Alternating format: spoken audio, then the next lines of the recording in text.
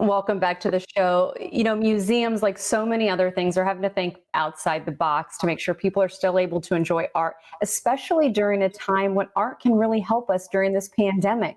We wanted to welcome in USF Contemporary Art Museum's Christian to talk about the new exhibit and also the museum in its entirety. Christian, how are you today? I'm good. Thank you. Thank you.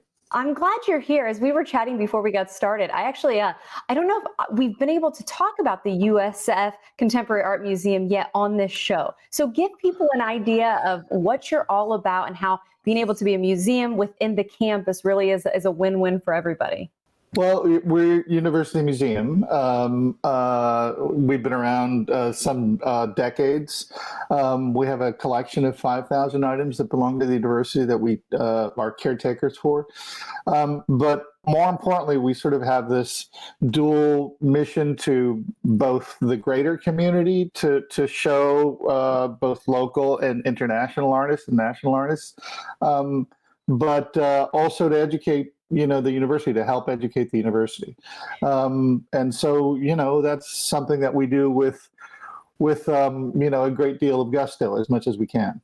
We were taking a look at one of the pictures there. Of course, that picture, that snapshot, is from a upcoming exhibit that people can experience. So Right. as we dive into talking about that, what is this exhibit all about? And I know putting it together had to change a little bit for you too, given the pandemic and the lack thereof when it comes to travel these days. It really did, especially for me. I live in Brooklyn, and I come down a couple of times a month to USF to meet with my colleagues and plot shows and do whatever. And it turns out, obviously, since mid-March, that simply hasn't been possible.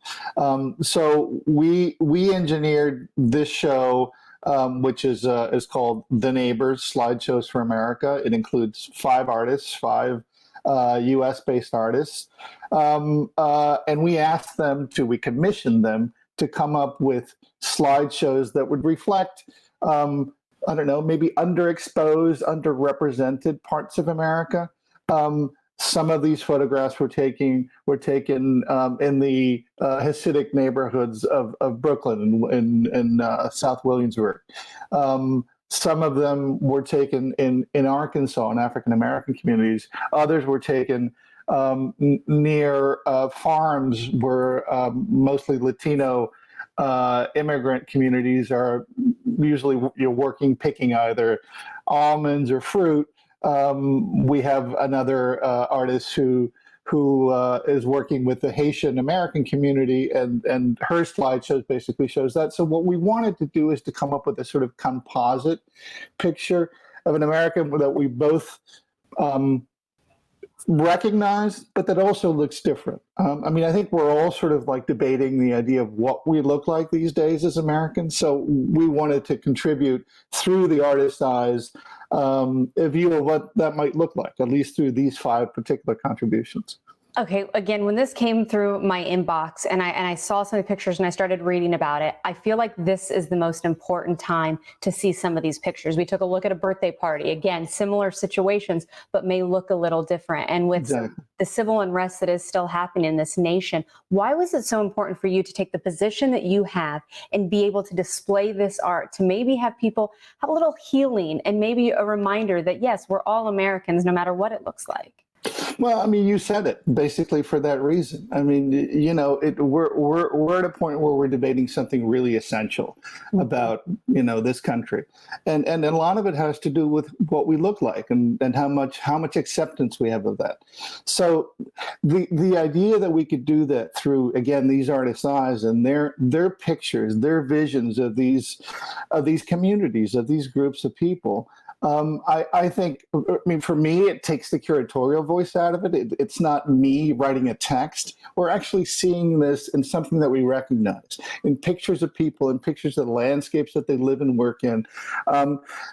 When folks look at pictures, they generally tend to particularly pictures with people in them, they do something pretty simple. That is, they either see themselves in it, well, generally they see themselves in it, they try and recognize a piece of clothing, an environment that they happen to be in, the situation, like you mentioned, you're maybe at a birthday party or you're at the 4th of July holding a sparkler. Yeah. Those things are points of connection. And so we wanted to sort of provide that.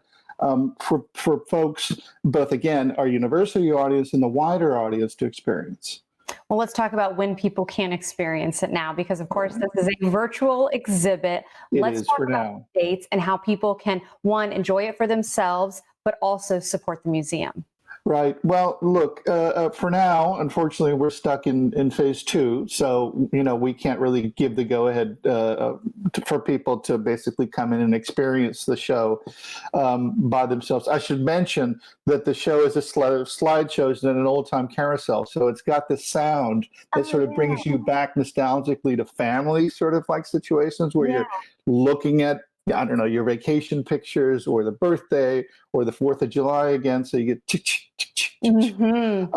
so we have the show installed. We're installing it right now, and it'll be up starting Monday. We have an opening on the 28th, which will be Zoom opening. Anyone who wants, please go to our website, usfcam.org, and you will find instructions for how to get on. But we're hoping clearly that we get a green light sometime in the near future once things have been controlled in terms of the contagion, and we can responsibly have people walk through. Well, thank you, Christian. I appreciate all this information that you've been able to share with us today and talk a little bit about the museum in its entirety. Let's make this a regular thing so you keep us updated on what you've got going on. Thank you so much, Natalie. Take care of yourself and stay well. You too. Bye-bye.